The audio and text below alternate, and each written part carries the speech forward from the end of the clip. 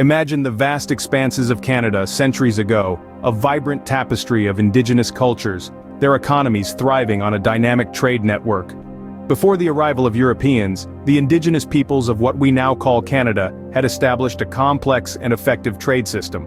Furs, tools, decorative items, and other goods were exchanged across thousands of kilometers, fostering relationships between different tribes and facilitating cultural exchange.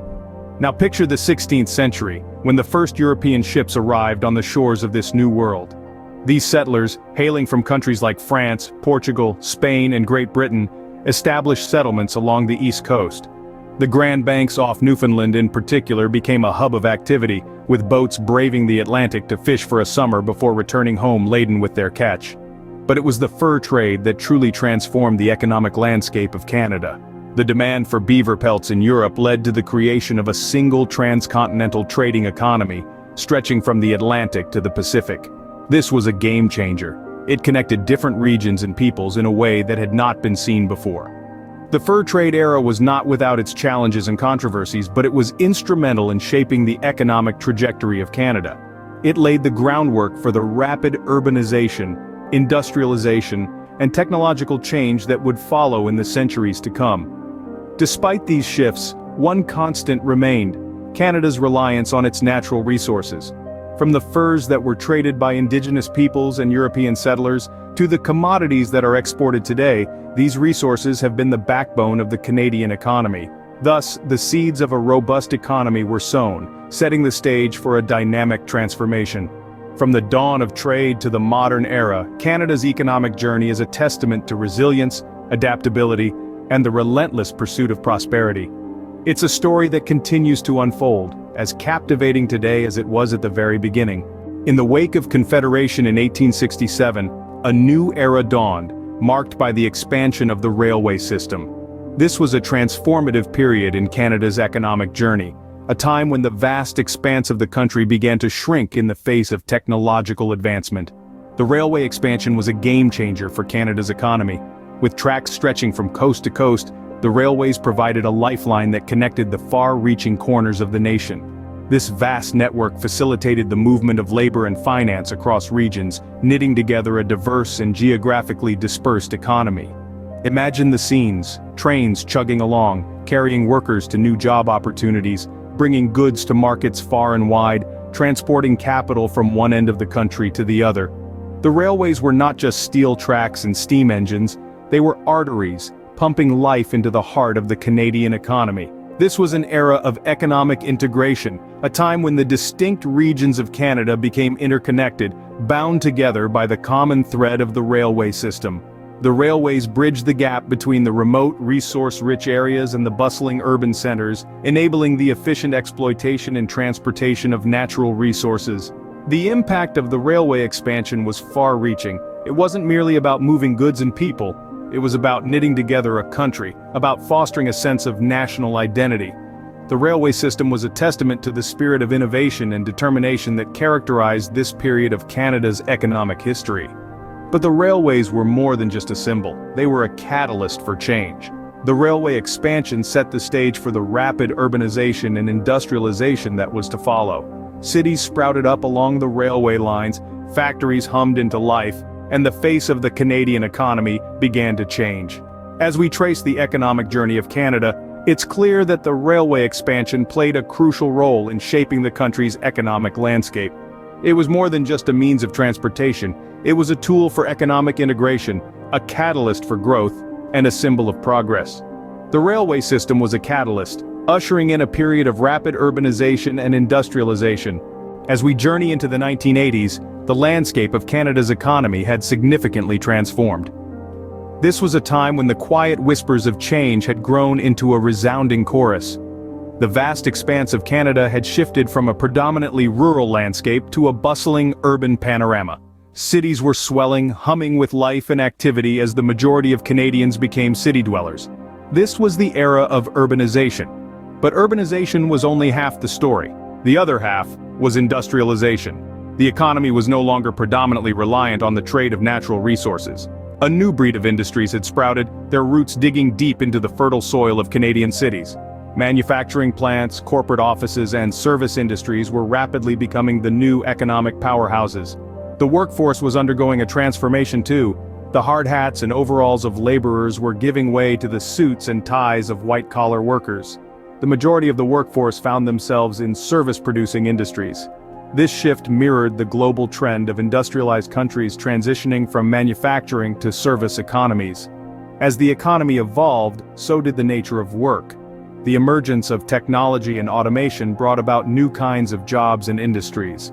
The gears of the economy were now turning in sync with the digital revolution. This was a time of great change, but also a time of great opportunity. This era also saw the rise of the knowledge economy. The worth of an idea became just as valuable, if not more, than the tangible products it could create. Intellectual property, research and development, and high-tech industries started to play an increasingly significant role in the economy.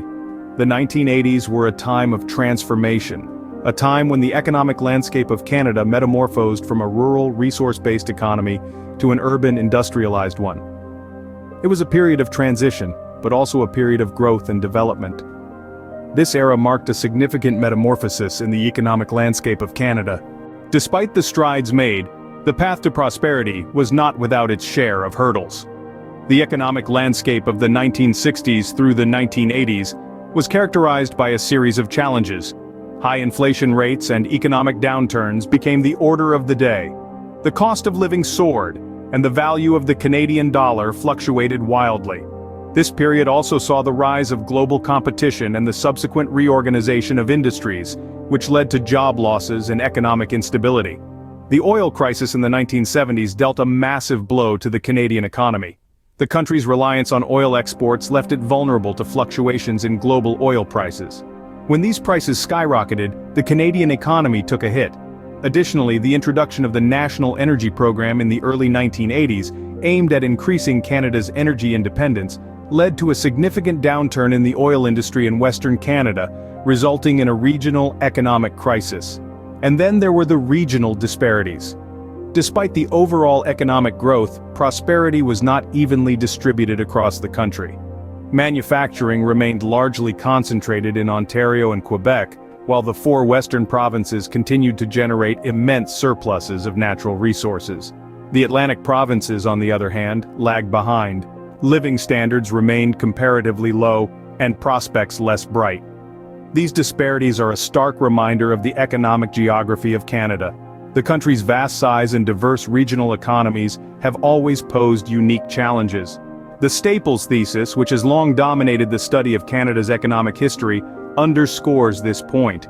It draws attention to the country's reliance on the export of natural resources, a reliance that has shaped and continues to shape its economic trajectory. It's important to note, however, that these challenges did not deter Canada's relentless pursuit of economic growth and prosperity. Instead, they served as catalysts for change, driving economic reforms, encouraging diversification, and sparking innovation. The resilience and adaptability of the Canadian economy have been its hallmarks throughout its history. These challenges, however, did not deter the relentless pursuit of economic growth and prosperity. Fast forward to the present day, Canada's economy is a diverse mix of sectors, standing tall at a whopping $2.14 trillion GDP. This modern economic powerhouse is a testament to the resilience and adaptability of the Great White North, a country that has seen its fair share of ups and downs, and yet has always managed to bounce back stronger than ever. The Canadian economy today is a vibrant tapestry, woven with threads from a multitude of sectors. The primary sector, the bedrock of the economy, comprises agriculture, energy, petroleum, electricity, mining, fishing, and forestry. This sector continues to be a significant contributor, echoing the nation's historical reliance on natural resources. The secondary sector, the engine of industrial growth, is dominated by the automotive industry. It's a testament to Canada's technological prowess and its ability to compete on the global stage. And then, we have the tertiary sector, the backbone of the modern economy, which includes social programs, transport, tourism, and finance. This sector represents the shift towards a knowledge-based economy where the value of information rivals that of tangible goods. At present, Canada's GDP stands at an impressive $2.14 trillion, with a growth rate of 3.4%. With a population of approximately 38,454,327 people, the GDP per capita stands at $55,646. These figures speak volumes about the economic success of this nation. But numbers only tell part of the story. The real story is about transformation. It's about a nation that evolved from a fur trading economy to a diversified modern economy.